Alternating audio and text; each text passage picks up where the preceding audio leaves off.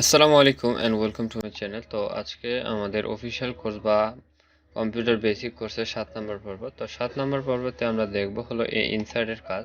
তো ইনসার্টে গিয়ে আমরা ইলাস্ট্রেশন এই অপশনটার আমরা আজকে কাজ করব।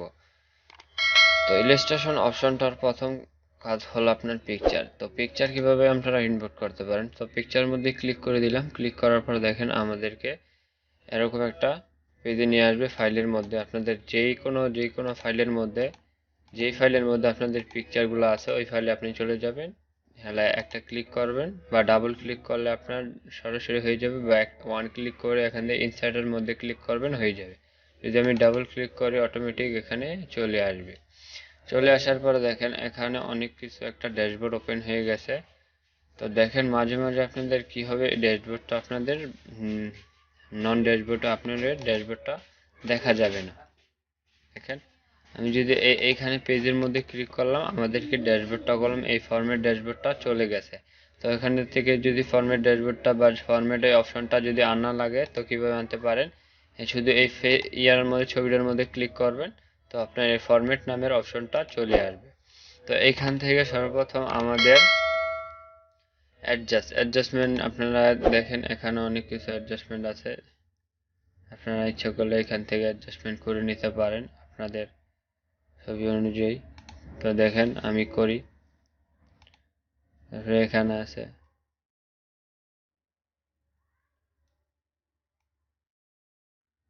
দেখেন, তারপরে এখানে রিকালার, এখানে অনেকগুলো কালার আছে, এখানে এগুলা চয়েস করতে পারেন। তারপরে আছে change picture, reset picture, caption picture. তো এগুলো আপনারা ইউজ করতে পারেন। তো এগুলো এত একটা জরুরি না, যদি ইউজ করতে চান ইউজ করতে পারেন। আর চেঞ্জ করতে চাইলে ছবি এখানে ক্লিক করবেন, এখানে ক্লিক করে অন্য যে কোনো ছবির মধ্যে আপনার যেটা প্রয়োজন ওটা নিয়ে ইনসার্টের মধ্যে ক্লিক করবেন, আপনার ছবিটা চেঞ্জ হয়ে যাবে। আর যদি বলেন রিসেট করতে, তো এখান থেকে রিসেটের মধ্যে ক্লিক করবেন, আগের যে ছবিটা আসছিল ওইটা চলে আসবে।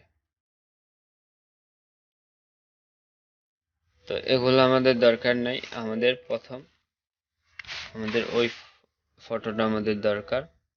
তা দেখেন আমাদের সর্বপ্রথম আমাদের ওই ফটোটার মধ্যে চলে আসলো। তো দেখেন ফরম্যাটের মধ্যে আমাদের অ্যাডজাস্টমেন্টের কাজ শেষ। তো পিকচার স্টাইলের মধ্যে আমরা কাজ করব। দেখি এটার মধ্যে যদি ক্লিক করি, দেখেন এখানে কিছু চেঞ্জ হচ্ছে। যদি এটার মধ্যে ক্লিক করি, দেখেন এটার মধ্যে চেঞ্জ হচ্ছে। সে আস্তে আস্তে আপনাদের এখানে অনেকগুলো স্টাইল আছে, ওই ওই স্টাইলগুলো এখানে থেকে আপনারা চেঞ্জ করতে পারবেন খুব সহজে। দেখেন চেঞ্জ হচ্ছে।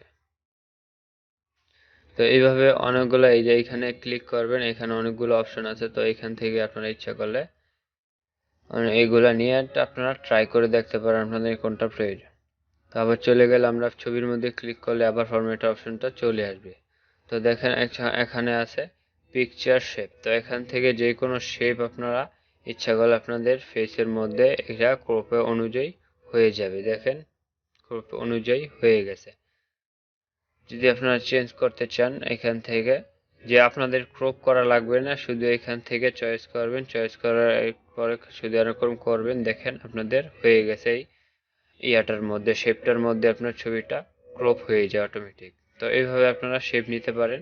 তারপরে বর্ডার, তো এখান থেকে বর্ডার কালার দিতে পারেন। দেখেন এখান থেকে যদি আমরা বর্ডার কালার দিই, বর্ডার কালার দিতে পারি, যে বর্ডার কালার হয়ে গেছে দেখেন। তারপরে এখানে যদি কালারটা উঠাইতে চাই এখান থেকে উঠাইতে পারবো খুব সহজে। দেখেন উঠে গেছে। তারপর হলো পিকচার ইফেক্ট। তো এখান থেকে অনেকগুলা ইফেক্ট আছে, আপনারা ইচ্ছা করলে নিতে পারেন।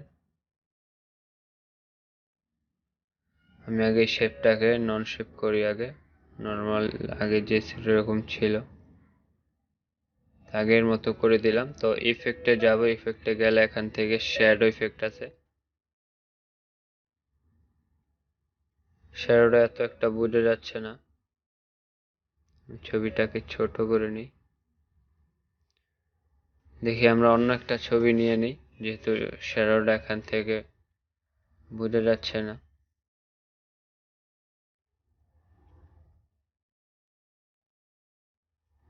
আমরা এইটাকে নিয়ে নিই।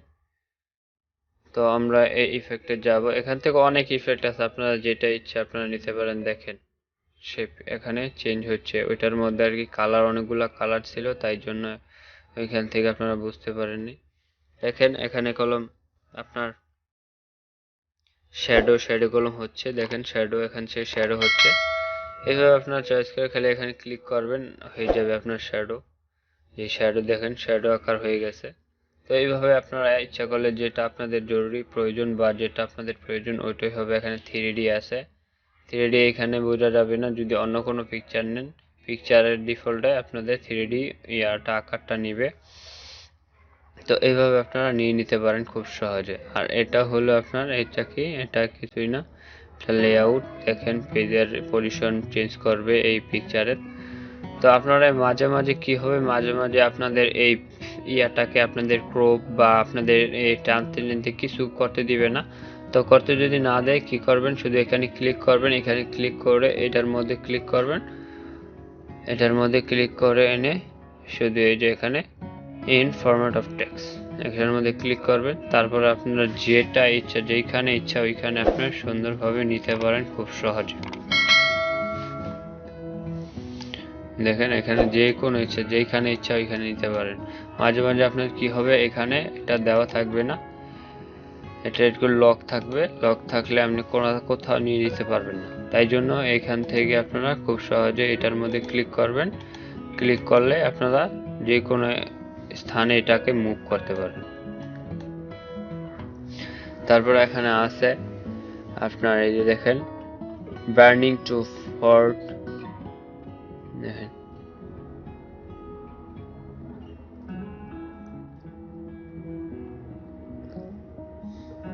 ব্যাগ দুই তিনটা ইয়া থাকে, লেয়ার থাকে, তো এটাকে উঠানোর জন্য। তারপরে দেখেন অ্যালাইনের এখানে আছে রাইট সেন্টার, তারপরে আপনি লেফটে নিতে পারেন, তারপরে রাইটে নিতে পারেন, টপে নিতে পারেন, তারপরে এখান থেকে মিডলে নিতে পারেন বা বটম নিতে পারেন, বটম মানে নিচে। এখান থেকে সব এখান থেকে কাস্টমাইজ করতে পারবেন, রোটেট করতে পারবেন। তারপরে এই যে এক্সট্রা এইখান থেকে আপনার যদি শেপ নিয়ে করেন, শেপ নিয়ে অটোমেটিক ক্রপ হয়ে যাবে। আর যদি এখান থেকে ক্রপ করতে চান ক্রপ করতে পারেন খুব সহজে। দেখেন এখান থেকে আমরা এখান থেকে দৌড়ে এখান থেকে আপনারা ক্রপ করতে পারেন। এটাকে ছবিটাকে অর্ধেক করে দিলাম, তো ক্রপ হয়ে গেল। তো কন্ট্রোল জেড দিয়ে বা এখান থেকে এখানে এরকম করলেই চলে আসবে। তো এখান থেকে হাইটও দিতে পারেন, হাইট দিয়ে আপনারা করতে পারেন। বা এখানে ক্লিক করলাম, দেখেন এখানে হাইট, তারপরে স্কেল, ক্রপ, কতটুকু ক্রপ করবেন এগুলো দিয়ে শুধু ওকে যদি ক্লিক করবেন হয়ে যাবে আপনার ক্রপ। তো এইভাবে আপনারা পিকচারের কাজটা করতে পারেন খুব সহজে। তো আমরা পরের ভিডিওতে দেখব হলো এই পিকচার আর্টের কাজ। তো পিকচারের কাজটা দেখিয়ে দিই, যেহেতু দুইটা করে দুইটাই দেখিয়ে দিই। তো এটার মধ্যে আর একটু লম্বা হোক সমস্যা নেই।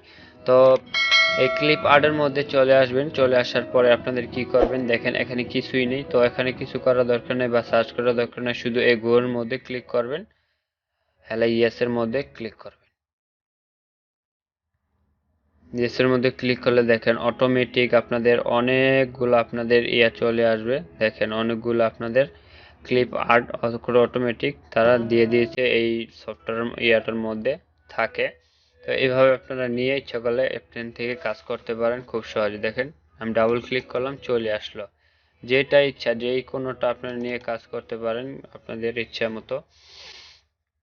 এখানে অসংখ্য আছে, অসংখ্য আছে। আর যদি ক্যাটাগরি সিলেক্ট করতে চান এখান থেকে গিয়ে ক্লিপ আর্ট, তারপরে ফটো, এগুলো দিয়ে দিয়ে আপনারা ইচ্ছা করলে চয়েস করতে পারেন খুব সহজে। তো এখানে অনেকগুলা ক্লিপ আর্ট আছে, আপনাদের প্রয়োজন অনুযায়ী ওগুলো আপনারা ইউজ করবেন খুব সহজে।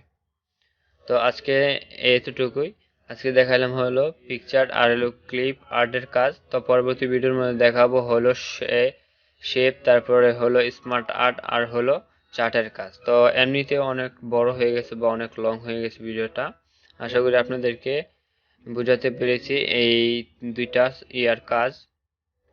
যদি বুঝে থাকেন তাহলে অবশ্যই লাইক, কমেন্ট এবং সাবস্ক্রাইব করে রাখবেন। আর যদি কোনো ভুল ত্রুটি হয়ে থাকে অবশ্যই কমেন্টে জানিয়ে দিবেন, আমি সংশোধন করার চেষ্টা করব। Thank you for watching this video.